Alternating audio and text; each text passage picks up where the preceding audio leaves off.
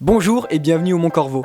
Aujourd'hui, nous vous présentons un sujet très intéressant et assez méconnu de One Piece en Occident. En premier lieu, nous tenions vraiment à vous faire part de nos plus grands remerciements suite à la vague de soutien sans précédent pour notre grand projet. Avec un tel enthousiasme, nous arriverons à propulser les fans français chez Eiichiro Oda. Si vous n'êtes pas au courant de ce projet, jetez donc un coup d'œil à la description, il vous permettra de contacter le maître. On vous remerciera jamais assez et nous continuons nos efforts pour montrer au monde la passion qui anime les Français pour One Piece.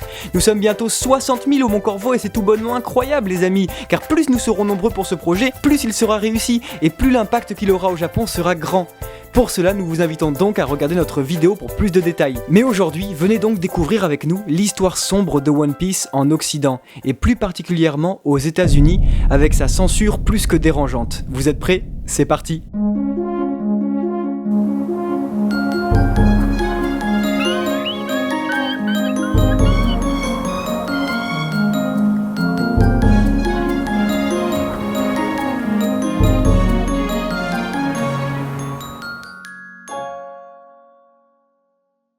Pour commencer, nous nous devons de vous présenter 4Kids, ou plus précisément 4Kids TV. En 2002, les animés ont toujours la cote, Yu-Gi-Oh!, Pokémon, Beyblade et même encore Dragon Ball. La télévision, qu'elle soit européenne ou américaine, est depuis 20 ans plongée dans une guerre à l'audience tentant plus que jamais d'attirer le jeune public. C'est l'âge d'or du dessin animé à la télévision qui arrive pourtant bientôt à sa fin. Pour plus de détails, nous mettons un article très bien écrit sur ce phénomène en description. C'est donc en 2002 que la Fox, célèbre chaîne de télévision américaine qui arrive à son apogée, décide alors de créer son propre bloc de programmation pour enfants nommé 4Kids, qui sera alors responsable de la programmation du moment le plus important de la semaine pour les enfants, le samedi matin. Pourquoi vous raconter tout cela ? Tout simplement car c'est très important pour comprendre les erreurs commises par la chaîne et que le manque de connaissances font souvent dire des choses erronées. Vous allez vite comprendre que tout n'est pas rose pour la télévision. Nous sommes toujours en 2002, la Fox se porte très bien, tous les samedis matins les enfants états-uniens ont droit aux dessins animés, et cela jusqu'en 2005, où 4Kids est racheté par la Walt Disney Company. Plus tard, la chaîne est endettée, la concurrence est rude, Nickelodeon, Cartoon Network, Disney Channel font pression, et quelques années plus tard, 4Kids disparaît. Mais alors, que s'est-il passé durant ce laps de temps ? 4Kids, assommé de toutes parts, était obligé d'attirer le plus d'audience possible pour survivre, ce qui va la pousser à sa plus grande erreur. Nous voulons bien sûr parler de la censure.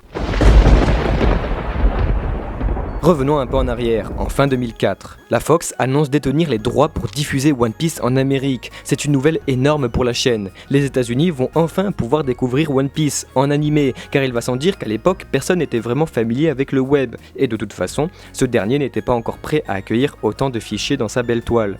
Mais comme dit précédemment, tout s'enchaîne très mal. Les fans du manga découvrent un animé qui trahit complètement l'œuvre originale, et ceux qui découvrent pour la première fois One Piece pensent qu'il s'agit d'un dessin animé pour les moins de 10 ans, faute à une censure immense.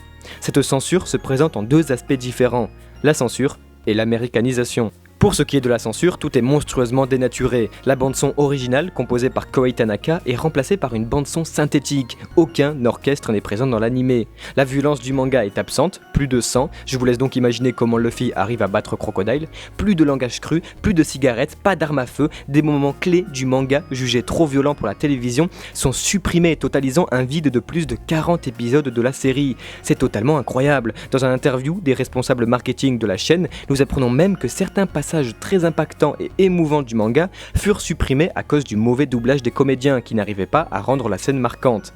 Vous pouviez donc dire adieu à la mort de Belle-Mère ou bien Kuina qui est seulement dans le coma après être tombée. On se demande alors pourquoi Zoro est là. Il était donc impossible de vraiment regarder One Piece, tout était parfaitement incohérent. Il était impossible de suivre normalement l'histoire de Luffy. Mais ce n'est pas tout, car à tout ceci vient s'ajouter l'américanisation, pareil, voire pire à la censure. Forcément, nous sommes aux États-Unis et il faut vendre des goodies One Piece et faire du profit, et c'est là que ça devient malsain.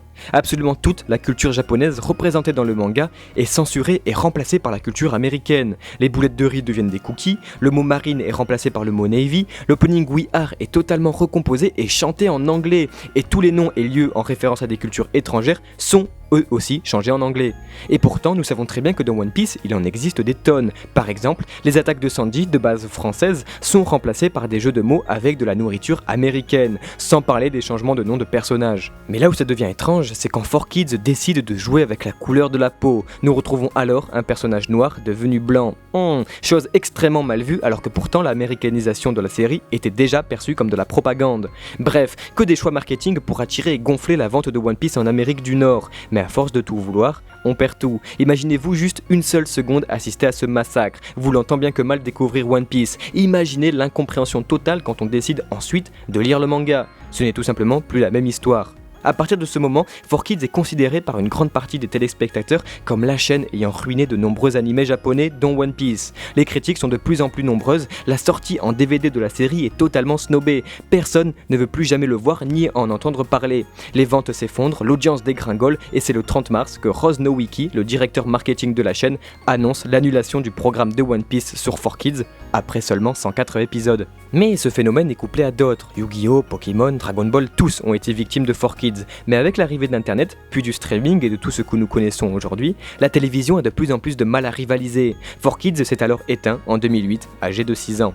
Nous pouvons alors vraiment être très reconnaissants à la télévision française d'avoir fait découvrir le manga sans aucune censure à beaucoup d'enfants aujourd'hui devenus grands, car cette censure était beaucoup plus proche que nous le pensions, et même en Allemagne.